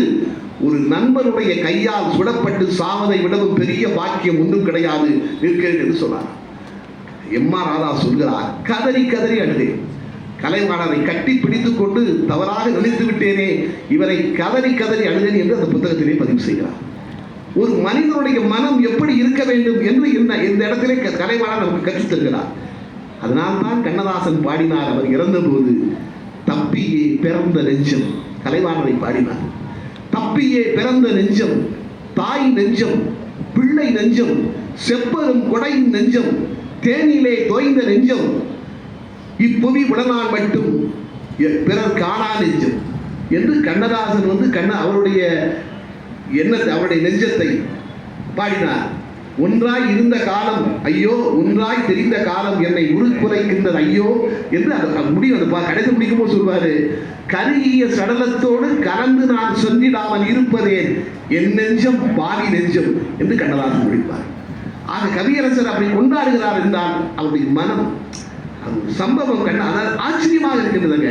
இப்படிலாம் நடக்குமா வாழ்க்கையில? ஒரு ஐடி ஆபீஸ்ல போய் என்.எஸ். கிருஷ்ணனுடைய மேலாளர் கணக்குகளை சமர்ப்பிக்கிறார் வருமான வரித்துறை அலுவலகத்திலே போய். அந்த வருமான வரித்துறை அலுவலர் கேட்கிறார், கணக்கை பார்த்து, என்னையா இது, ஒவ்வொருத்தர் பேரை எழுதி 500 ரூபாய் 1000 ரூபாய் 2000 ரூபான்னு எழுதி வச்சிருக்கீங்களே, இந்த கணக்கை நான் எப்படி ஏற்றுக்க முடியும்? சுப்பிரமணியன் 500, சுப்பிரமணியனுக்கு கொடுத்தது 500, நெல்லை ஜெயந்தாவிற்கு கொடுத்தது 600, இப்படி ஒவ்வொருத்தர் பேரையா போட்டு எழுதி வச்சிருக்கிறார். இது எப்படி நான் எப்படி சம்மதிக்க முடியும் என்று ஆபீசர் கேட்கிறார். உடனே கண்ணதாசனுடைய மேலாளர், அவர் பெயர் எனக்கு மறந்து விட்டது, அவர் சொல்றார், நீங்க ஒன்றும் இல்லைங்க, எங்க ஐயாட்ட வந்து கலைவாணர்கிட்ட வந்து யார் என்ன கேட்டாலும் உடனே கொடுத்துருவாரு. அப்படிப்பட்ட மனுஷனா? ஆமா, ஒன்றும் இல்லை, நீங்க இப்ப போய் அவர் என்ன வேணாலும் கேளுங்க, உடனே செய்வாரு. அந்த ஐடி ஆபீசர், சரி நீங்கள் இங்கேயே இருங்கள் என்று சொல்லிவிட்டு நேராக கலைவாணர் ஆபீஸ், நடந்தது கோயம்புத்தூரில், கலைவாணர் ஆபீஸுக்கு போறாரு. கலைவாணர் அங்கே இருக்கிறார், ஒரு ரூம்ல அறையில் போன உடனே போறார். இவர் தன்னுடைய காரை வெளியே நிறுத்திவிட்டு ஐடி ஆபீசர் என்று தெரியாமலே உள்ளே போகிறார். உள்ள போய் நான் கலைவாணர் ஐயாவை பார்க்க வேண்டும் என்று சொல்கிறார். வர சொல்லுங்க பார்க்கிறார். கலைவாணர் என்ன என்கிறார், ஐயா என்னை பொண்ணுக்கு கல்யாணம் வச்சிருந்தேன், ஒரு 2 பவுன் குறைஞ்சி போச்சு, அதனால கையில பணம் இல்லை, கல்யாணம் நடத்த முடியாத சூழ்நிலையில் இருக்கேன். ஐயோ 2 பவுனுக்காகலாம் ஒரு கல்யாணம் நிற்க கூடாதுயா, உட்காருங்க, என் கணக்க பிள்ளை வந்து இது வரைக்கும் போயிருக்காரு, ஐடி ஆஃபீஸ் வரைக்கும் போயிருக்காரு, அவர் போயிட்டு வந்தோடனே இப்போ நான் பணத்தை எடுத்து தர சொல்கிறேன் என்று சொன்னாரா? அது எதில் வந்தீங்கன்னாரா? நான் நடந்து தான் வந்தேனாரா?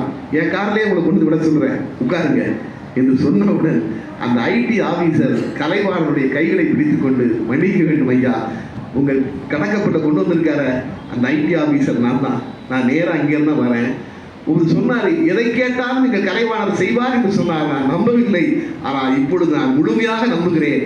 ஆனால் இனிமேல் நீங்கள் கணக்குகளை எழுதுகின்ற பொழுது யாருக்கு பணம் கொடுக்கிறீர்களோ அவர்களிடம் ஒரே ஒரு கையெழுத்து மட்டும் வாங்கி ஒரு சின்ன விண்ணப்பத்தை உள்ளே வைப்பது மாதிரி, ரசீதை உள்ளே வைப்பது மாதிரி வைத்து விடுங்கள், அது போதும் எங்களுக்கு என்று சொன்னார். இது நடந்த சம்பவத்தை பதிவு செய்கிறார். ஒரு மனிதனுடைய மனம் எப்படி இருக்க வேண்டும் என்பதற்கு கலைவாணருடைய மனம் நமக்கு இந்த இடத்திலே உதாரணமாக இருக்கிறது. இதை நான் புத்தகத்தின் வாசிப்பதன் மூலமாகத்தான் தெரிந்து கொள்கிறேன். அதனால் தான் நான் புத்தகத்தை பற்றி எழுதிய ஒரு கவிதை, நினைவு நாடாக்கள் என்கிற தொடரில் ஆனந்த விகடனிலே கவிஞர் வாலி எழுதினார். நினைவு நாடாக்கள் என்கிற தொடர், அதிலே ஒரு வாரம் நிறைய படியுங்கள் என்று எழுதிவிட்டு அதை முடிக்கக்கூடிய இடத்தில் அந்த அந்த அத்தியாயத்தில் என் நண்பர் நெல்லை ஜெயந்தா சொல்வதை கேளுங்கள் என்று என்னுடைய கவிதையை மேற்கோள் காட்டியிருந்தார். புத்தகங்களை நாம் மேலிருந்து கீழே வாசிக்கிறோம், புத்தகங்களோ நம்மை கீழிருந்து மேலே தூக்கிவிடும். இந்த இந்த இந்த இந்த வரிகளை அவர் மேற்கோள் காட்டியிருந்தார். எதற்காக சொல்லியிருந்தால், இப்படிப்பட்ட செய்திகளை நான் தெரிந்து கொள்வது இப்படிப்பட்ட புத்தகங்களில் இருந்துதான். அதுதான் என்னுடைய மனதை பக்குவப்படுத்துகிறது. புத்தகங்களுக்கு மட்டும்தான் அந்த சக்தி உண்டு. மனம் சரியாக இருந்தால் யார் பாடினாலும் அப்படித்தானே பாடுகிறார்கள், நம்மை அப்படித்தானே பார்க்கிறார்கள். நான் சரியான மனதோடு வாழ்ந்தார் பெருந்தலைவர் காமராஜர் இருக்கிறார் என்றால் அவரை எல்லோருமே தனக்கென்று எதுவும் வைத்துக் கொள்ளாதவர் என்றுதானே பாடுகிறார்கள். யாரும் மாற்றி பாடுவதில்லையே. கடைசி வரையில் தன் மனதை அப்படித்தான் வைத்திருந்தார். அவருடைய நூற்றாண்டு விழாவின் போது அன்றைய சபாநாயகர் காளிமுத்து அவர்கள் பேசிய பேச்சு இன்னும் நிலையிலே இருக்கிறது. காளிமுத்து அவர்கள் சொன்னார், ஒரு மனிதன் வாழ்க்கையில் ஜெயிக்க வேண்டும் என்றால் அவனுக்கு 3 பேரில் ஒருவருடைய அருள் தேவை. ஒன்று, அவனுக்கு லட்சுமியின் அருள் இருக்க வேண்டும், பணம் இருக்க வேண்டும். அல்லது அவனுக்கு சரஸ்வதியின் அருள் இருக்க வேண்டும், படிப்பு இருக்க வேண்டும். அல்லது அவனுக்கு மன்மதனின் அருள் இருக்க வேண்டும். ஆளாது அழகா இருக்கணும், நடிச்சு பழச்சிக்கலாம். ஆனால் லட்சுமியின் அருளும் இல்லாமல், சரஸ்வதியின் அருளும் இல்லாமல், மன்மதனின் அருளும் இல்லாமல் இந்த மண்ணில் ஜெயித்த ஒரு மாபெரும் தலைவர் பெருந்தலைவர் காமராஜர் என்று சொன்னார். காரணம், அவருக்கு இருந்த மனம். நான் கூட சொல்வதுண்டு, இவரால் தான் எத்தனையோ பிள்ளைகள் எழுத படிக்க போகிறார்கள் என்பதால் கர்ப்பப்பையே அவருக்கு கரும்பலகை நிறமடித்தது. இவரால் தான் எத்தனையோ குழந்தைகள் எழுத படிக்க போகிறார்கள் என்பதால் தான் கர்ப்பப்பையே காமராஜருக்கு கரும்பலகை நிறமடித்தது. பள்ளிகளுக்கு போன மற்றவர்கள் பார்த்ததெல்லாம் மாணவர்களின் புத்தகப்பையை, இவர்தான் பார்த்தார் இறைப்பையை. அன்று விருதுப்பட்டியில் பள்ளிக்கூடம் அனைத்தும் அவர் போனதில்லை. ஆனால் அவர்தான் அந்த பள்ளிக்கூடங்களையே அநேக பள்ளிகளுக்கும் அழைத்து போனார். அதுதான் பெருந்தலைவர். அவரை பற்றி யார் பாடினார்? கண்ணதாசன் பாடுவார். தங்கமே, தன்னிலவே, தென்பொதிகை சாரலே, சிங்கமே என்று அழைத்து சீராட்டும் தாய் தவிர சொந்தம் ஒன்று ஏதும் இல்லை, தோட்டங்கள் ஏதும் இல்லை, தூயமணி மண்டபங்கள் ஏதும் இல்லை, ஆண்டி கையில் ஓடி இருக்கும் அதுவும் உனக்கு இல்லையே. கண்ணதாசன். அதே காமராஜரை என் காவிய கவிஞர் வாலி பார்க்கிறார். சாஸ்திரி வரவும் இந்திரா வரவும் சந்தர்ப்பம் தந்தவன், ஒரு மேஸ்திரி போல மெல்ல ஒதுங்கி பாரத நாட்டை பார்வையிட்டார். நாசிகர் கூட நயந்து போற்றும் நல்ல மானுடன், நாணய மிக்கவன், ஆசிகள் எதுவும் அவனிடம் இல்லை, தன் அஸ்தியை மட்டுமே வைத்து போனான். ஆண்டி கையில் ஓடி இருக்கும் அதுவும் உனக்கு இல்லையே, ஆசிகள் எதுவும் அவனிடம் இல்லை, தன் அஸ்தியை மட்டுமே வைத்து போனான். ஆக எப்படிப்பட்ட கவிகள்! 2 பேரும் மாபெரும் கவிகள். பார்வை ஒன்றாக இருக்கிறது. காரணம், பெருந்தலைவருடைய மனம் அப்படி இருந்தது. அதுதான் முக்கியம். அந்த மனம் சரியாக இருந்தால் நம்மை பார்ப்பவருடைய பார்வை சரியாக இருக்கும். நான் அதாவது கீழ்ப்பாக்கம் மருத்துவமனையில் அப்பொழுது நான் உதவி பொறியாளராக இருக்கிறேன். அங்கே ஒரு நாள் பார்த்த சம்பவம் எப்படி, அதாவது சிலருடைய மனதை எப்படி வைத்திருக்கிறார்கள் என்று எனக்கு ஆச்சரியம் ஊட்டியது. எனக்கு அது ஒரு படிப்பை ஊட்டியது அந்த சம்பவம். அப்பொழுது ஒரு படப்பிடிப்பு அந்த மருத்துவமனை வளாகத்திலே நடக்கிறது. ஒரு திரைப்பட படப்பிடிப்பு. எல்லாரும் வந்து இறங்கிட்டாங்க. ஒரு படப்பிடிப்பு வந்தால் கிட்டத்தட்ட ஒரு 100 பேர் வந்துடுவாங்க. கேமராமேன் எல்லாம் வச்சுட்டு கேமராமேன் வந்து கேமரா வழியாக பார்க்குறாரு. அந்த கீழ்ப்பாக்க மருத்துவமனையில் ஒரு பாட்டி, வயதான பாட்டி, ஒரு இட்லி கடை வச்சுருப்பாங்க. டெய்லி ஒரு 300-400 இட்லி கொண்டு வருவாங்க காலையில். நானே சில நாட்கள் அவரோட பேசி கொண்டு வந்திருக்கிறேன். அந்த பாட்டி இட்லி கடை வச்சிருக்கு. இந்த கேமராமேன் வந்து அப்படியே பார்க்குறாரு. பார்த்து சொல்றாரு, அந்த அந்த பாட்டி வந்து கேமராக்குள்ள வர்றாங்க, கடையை கொஞ்சம் தள்ளி வைக்க சொல்லுங்க. உடனே ப்ரொடக்ஷன் மேனேஜர் போய் பாட்டி உங்கள் கடையை கொஞ்சம் தள்ளி வைங்க அப்படின்னு சொன்னாங்க. அந்த பாட்டி உடனே எடுத்து ப்ரொடக்ஷன் மேனேஜரும் உதவினாரு. அவங்க சட்னி இட்லி எல்லாத்தையும் எடுத்து தள்ளி வச்சுருக்காங்க. கேமராமேன் மறுபடியும் பார்க்குறாரு, இல்லைங்க மறுபடியும் அந்த பாட்டி உள்ளே வருதுங்க, அது எங்கே போனாலும் இந்த இடத்துல உட்கார முடியாதுங்க, அந்த இடத்த விட்டு காலி பண்ண சொல்லுங்கன்னு சொல்கிறார். உடனே ப்ரொடக்ஷன் மேனேஜர் போகிறார், பாட்டி இந்த இடத்த எப்படி நீங்கள் போக முடியுமா, வேறு இடத்துல கடை வைக்க முடியுமா? அதான் முடியாதுயா, நான் அங்கே தான் வச்சுக்கிட்டு இருக்கேன் கடை, நீங்கள் இன்றைக்கி வந்து என்னைய போச்சு சொல்கிறீங்களே அப்படிங்குது. சரி பாட்டி, உங்கள்கிட்ட எத்தனை இட்லி இருக்குது? ஏன்ட்ட ஒரு 300 இட்லி இருக்குங்கய்யா. எவ்வளோ பாட்டி மொத்தம் உங்களுக்கு விற்கும்? எனக்கு விற்றா ஒரு 500-1000 ரூபா கிடைக்குங்கய்யா. இந்தாங்க பாட்டி 1000 ரூபா. நான் சொல்கிற அந்த காலத்தில் 1000 ரூபா சொல்லணும். 1000 ரூபாய் கொடுத்து, பாட்டி நீங்கள் கடையை காலி பண்ணுங்கள், எல்லா இட்லியும் என்கிட்ட கொடுங்க அப்படின்னு கொடுக்குறேன். இட்லி தானே உங்களுக்கு விற்கணும், இட்லி கூட நான் வாங்கிக்கிறேன் பாட்டி அப்படின்னு 1000 ரூபாய் கொடுக்குறேன். நான் பார்த்துட்டு தான் இருக்கிறேன். அந்த பாட்டி அந்த 1000 ரூபாய் வேண்டாம்னு சொல்லுறேன். அந்த 1000 ரூபாயை வாங்கிங்க, அப்படி கையில் வச்சு கசக்கிச்சிங்க. கசக்கி அது தூர எரிஞ்சிட்டு, ஐயா நான் காசுக்காக இட்லி விற்கிறேன்னு நினைச்சியா? நீ இட்லியை பூரா ஓட்ட கொடுத்துட்டு போனோம்னா உள்ளே இருந்து இந்த இட்லியை நம்பி எத்தனை நோயாளிகள் இருக்காங்க தெரியுமா? அவங்க வருவாங்களே, அவங்களுக்கு யார் இட்லி கொடுப்பா? நீ படத்தை எடு, பாட்டை எடுப்போ. அரண்டு விட்டேன். ஒரு சாதாரண ஒரு ஏழை பெண்மணி தொழில் தர்மம் என்று சொல்கிறார்களே, அவரிடம் இருந்த தொழில் தர்மம் எவ்வளவு பெரிய ஆட்களும் இங்கே இருக்கிறது. அதைத்தான் சொன்னார், அறத்தை மனதிலே விதையுங்கள் என்று அகர முதல்வர் சொன்னாரே, அந்த அறத்தை தான் விதைக்க சொன்னார். இப்படிப்பட்ட சின்ன சின்ன சம்பவங்கள் தான் நம்மை மாற்றுகின்றன. வெறும் புத்தகங்கள் மட்டுமல்ல, இப்படிப்பட்ட சின்ன சம்பவங்கள் நம்முடைய மனதையே மாற்றி விடுகின்றன. அப்படித்தான் பார்க்கிறோம். அது பெரியவர்கள் வாழ்க்கையிலே நடந்தார். அது பார்வை என்பது ஒவ்வொருவருக்கும் ஒரு விதமாக இருக்கும். நான் அதாவது இறைவனுடைய அருளால் நான் 4 பேரிலும் பழக வேண்டும் என்று ஆரம்பத்தில் நினைத்தவன். அதிலே முத்தமிழறிஞர் கலைஞரோடும் காவிய கவிஞர் வாலியோடும் பழகக்கூடிய வாய்ப்பை இறைவன் எனக்கு கொடுத்தான். அதாவது மனிதர் இப்படியெல்லாம் பேச முடியுமா என்று முத்தமிழறிஞரிடம் வியந்திருக்கிறேன். எல்லோரும் சொல்கிறார்கள். நேரடியாக ஒரு நாள் அவர் முதல்வராக இருக்கிற பொழுது இலக்கிய விழாக்களை நான் தொகுத்து வழங்கி கொண்டிருந்தேன். ஒரு விழா நான் பின்னால் நின்று கொண்டிருக்கிறேன். முத்தமிழறிஞர் உட்கார்ந்திருக்கிறார். விழா தொடங்க வேண்டும். பக்கத்திலே காவிய கவிஞர் வாலி உட்கார்ந்திருக்கிறார். இருவரும் பேசிக் கொண்டிருக்கிறார்கள். கவிஞர் வாலி அவரிடத்திலே சொன்னார், போன வாரம் நான் பின்னால் நிற்கிறேன், போன வாரம் ஜெயந்தா வீட்டை நான் திறந்து வைத்தேன் என்று வாலி சொல்கிறார். உடனே முத்தமிழறிஞர் கலைஞர் கேட்கிறார், எங்கே என்று கேட்கிறார். வாலி சொன்னாரு, ஜெயந்தா இல்லம் ராமாபுரம், என் வீடு ராமாபுரத்திலே இருக்கிறது, எம்ஜிஆர் தோட்டத்திற்கு பின்னால். அவர் சொல்லுகிறார், எங்கே என்று கலைஞர் கேட்டவுடன் வாலி சொன்னார், ஜெயந்தா இல்லம் ராமாபுரம். வாலி சொல்லி வாய் விடவில்லை. எவ்வளவு பெரிய தலைவன் அறிஞன் பாருங்கள். ராமாபுரம் என்று சொன்னால் அது எம்ஜிஆருக்கான குறியீடு. அதுக்குள்ளே ஒளிந்திருக்கிறது. ராமாபுரம் என்றாலே எம்ஜிஆர். ஜெயந்தா இல்லம் ராமாபுரம் என்று சொல்லிவிட்டார். உடனே கலைஞர் சொன்னார், உள்ளம் கோபாலபுரம். இல்லம் ராமாபுரம் சொன்ன இல்லையா, அவன் உள்ளம் கோபாலபுரம். அதாவது எவ்வளவு பெரிய அறிஞனாக, எவ்வளவு பெரிய வாசிப்பு திறன் இருந்தால் அதை சொல்ல முடியும். அதைத்தான் நான் வியந்திருக்கிறேன். அப்ப நம்மை மனதை மறுபடி அப்ப எனக்கு என் மனதிற்குள் ஒரு விதை விடுகிறது, நிறைய படிக்க வேண்டும். இவர்கள் தான் கற்றுத் தருகிறார்கள். உலகத்திலேயே, அதாவது நான் அரசியல் கட்சியை சாராதவன், ஆனால் ஒரு மனிதன் ஒரு சாதாரண நிலையிலிருந்து முத்தமிழறிஞர் கலைஞர் அவர்களுடைய திரைப்பட பாடல்களை நான் தான் முதலாக தொகுத்திருக்கிறேன். அதற்கு முன்பு நம்முடைய நண்பர் சிலோனை சார்ந்த விஜயேந்திரன் தொகுத்திருந்தார் சின்ன புத்தகம். 72 81 படங்கள் பணியாற்றி இருக்கிறார். ஒரு நாட்டில் 5 முறை முதலமைச்சராக இருந்த ஒரு மனிதர், 50 ஆண்டுகளுக்கு மேலாக ஒரு கட்சியினுடைய தலைவராக இருந்த ஒரு மனிதர் 80 படங்கள் பணியாற்றுவது என்பது நம்ப முடியுமா? உழைப்பு என்றால் எப்படி என்பதை அவர் எனக்கு உணர்த்துகிறார். இது கதை அல்ல, சரித்திரம். நினைத்து பாருங்கள். முழுக்க சினிமாவிலே இருக்க கூட 80 படம் பண்ண முடியாது சார். அவர் எனக்கு உணர்த்துகிறார். அதுதான் ஒரு நிமிடத்தில் ஒரு உதிர்க்கிறார் அல்லவா, கோபாலபுரத்துக்கு ராமாபுரத்திற்கு கோபாலபுரம் என்று. அது எப்படி வந்தது?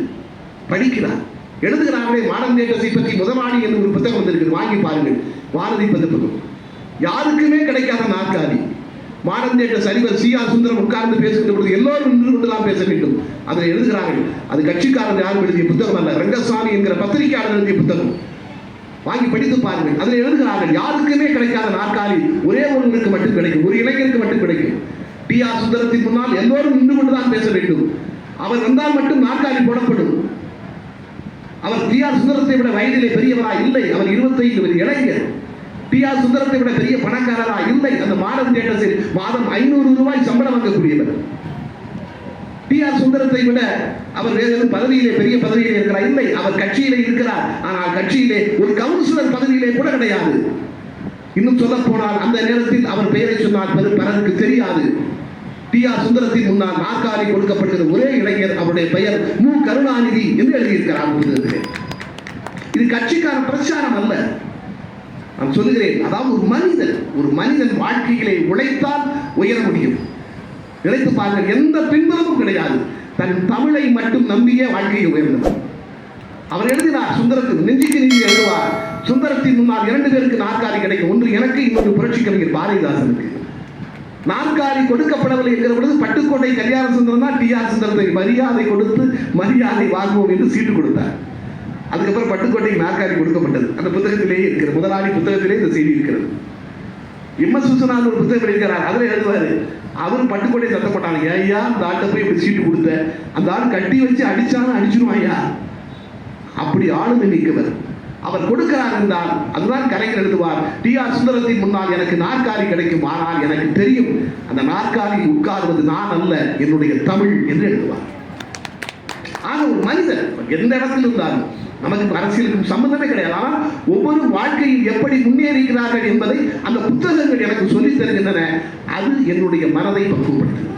அந்த புத்தகம் தான் பக்குவப்படுத்துகிறது. நான் ஒரே ஒரு செய்தியை சொல்லி முடிக்கிறேன். பார்வை என்றால் ஒவ்வொருவருக்கும் ஒரு பார்வை இருக்கும் இல்லையா? கவிஞராக நம்ம சொன்ன மாதிரி ஆளுக்கு ஒரு திசையில இருப்பது மாதிரி, ஆளுக்கு ஒரு தளத்தில் இருப்பது மாதிரி பார்வை. ராமன் தேடிய சீதை என்று ஒரு படம், அதை நான் 2 திரைப்பட பாடல்கள் எழுதியிருப்பேன். என்ன புள்ள செஞ்ச பாவிப்பையா நெஞ்ச என்று ஒரு பாடல். அந்த பாடல் இசை வெளியீட்டு விழா அன்று அந்த பாடலை இயக்குனர் கருப்பழனியப்பன் பாராட்டி பேசினார். வரிகள் ரொம்ப அருமை, அதில் தெக்க வச்ச வள்ளுவனா ஒத்தையில நிற்க வச்சேன்னு ஒரு வரி வருது, ரொம்ப அருமை என்று பாராட்டி பேசினார். ஒரு நாள் காவிய கவிஞர் வாரி எனக்கு தொலைபேசுகிறார். அதாவது நான் நினைப்பேன், நான் இன்ஜினியரிங் டிகிரி மதுரை தியாகராஜர் பொறியியல் கல்லூரியில் படித்தவர். என் தந்தையும் தாயும் 8ஆம் வகுப்பு படித்தார்கள். ஆனால் என் தந்தைக்கும் தாய்க்கும் இருக்கிற அறிவு எனக்கு கிடையாது என்பது எனக்கு தெரியும். நான் கூட கவிதையிலே சொல்லுவேன், பள்ளிக்கூடங்களுக்கு போகிறவர்கள் பாட புத்தகங்களோடு இருக்கிறார்கள், பள்ளிக்கூடங்களுக்கே போகாதவர்களும் பாட புத்தகங்களுக்குள் இருக்கிறார்கள். அதான் உண்மை, அதுதான் உண்மை. அந்த வாரி சொல்வார், மூத்தவர்களுக்கும் முன்னவர்களுக்கும் இருக்க அறிவு நமக்கு கிடையவே கிடையாது என்பதுதான் உண்மை. எல்லாம் அவர்களுக்கு தெரியும், அவர்கள் சொன்னதைத்தான் நாம் வழிமொழிந்து கொண்டிருக்கிறோம். நான் எதுவுமே புதிதாக சொல்லுதை என்று பல பாடல்களை உதாரணம் காட்டுவார். அந்த காவிய கவிஞர் வாரி எனக்கு தொலைபேசுகிறார்.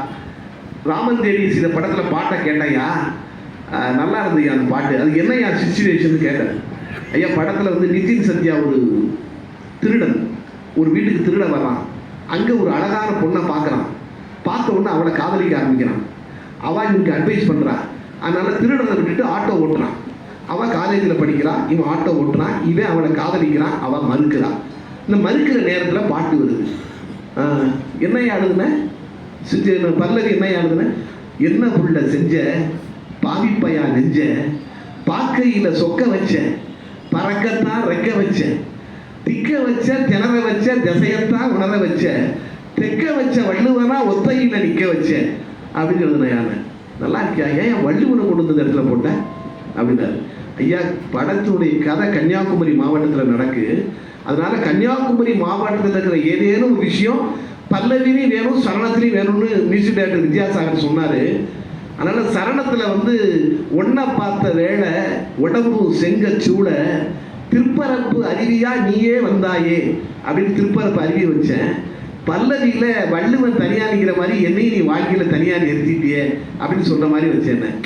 நல்லா இருக்கியா, காதலில் தோத்தவனை இது வரைக்கும் தனிமரமாக நிற்கிறான்னு தான் சொல்லியிருக்கோம், நீ வள்ளுவனை வச்சு புதுசாக சொல்லியிருக்க, ஆனால் ஒரு விஷயத்தை மறந்துட்டியான்னாரு. பகீர்னு ஆயிடுச்சு. என்னையான்னு, வள்ளுவன் தனியா நின்னா கூட குமரியில தானையா நிக்கிறான், அது எப்படியா தனியான அர்த்தம் ஆகும்? அவன் அப்ப நிக்கிறதே குமரி தானையாக. இதுதான் எனக்கு எல்லாம் தெரியும் என்று நான் நினைக்கவே முடியாது. என் தாய்க்கும் தந்தைக்கும் என்னுடைய மூத்தவர்களுக்கும் என்னை விட வயதிலே மூத்தவர்களுக்கும் தெரிகிற பல விஷயங்கள் எனக்கு தெரியாது என்பதுதான் உண்மை. அதுதான் சொன்னான், புத்தகம் என்பது உங்களுக்கு எது தெரியும் என்று சொல்வதை விடவும் எது தெரியாது என்று சொல்லிக் கொடுக்கும். அதான் புத்தகம். எது தெரியும் என்று சொல்வதை விடவும் நமக்கு எது தெரியாது என்று இந்த புத்தகம் உணர்த்தும். ஆக அப்படிப்பட்ட புத்தகங்களை வாசிப்பதற்கு மாவட்டங்களோடும் புத்தக கண்காட்சியை நடத்துகின்ற தமிழ்நாடு அரசையும் அதற்கு துணை நிற்கிற வருவாய்த்துறையும், வருவாய்த்துறை மாதிரி உண்மையிலே என்னுடைய தந்தை ஒரு கிராம அதிகாரி, அதனால வருவாய்த்துறை என்று பணி எவ்வளவு படாத பாடுபடும் என்று எனக்கு தெரியும். அந்த வருவாய்த்துறை இதற்கிடையில் இந்த பணியை மேற்கொண்டு அதோடு பொது நூலகத்துறை ஐயா போன்றவர்கள் எல்லாம் உண்மையிலேயே நூலகத்துறைக்காக தன்னை ஒப்படைத்திருக்கிறவர்கள். அவர்கள் எல்லாம் அப்படிப்பட்ட மனிதர்களால் தான், உண்மையிலேயே ஒரு சில மனிதர்களால் தான் இந்த உலகம் இயங்குகிறது என்று சொல்கிறார்களே, அப்படிப்பட்டவர்கள் எல்லாம் ஒன்று சேர்ந்து இந்த புத்தக கண்காட்சியை நடத்துகிறார்கள். அவர்களுக்கெல்லாம் மீண்டும் மீண்டும் நான் நன்றி சொல்லி உங்கள் மத்தியிலிருந்து விடைபெறுகிறேன். நன்றி, வணக்கம். அரசு இசைப்பள்ளி ஆசிரியர் இன்று சான்றிதழ் பெறுகிறார். திருமதி எஸ் பரிமலா அவர்கள் வட்டாட்சியர் சாப்பாத்தி திருவண்ணாமலை அவர்கள் நன்றி உரையாற்ற வருகிறார்.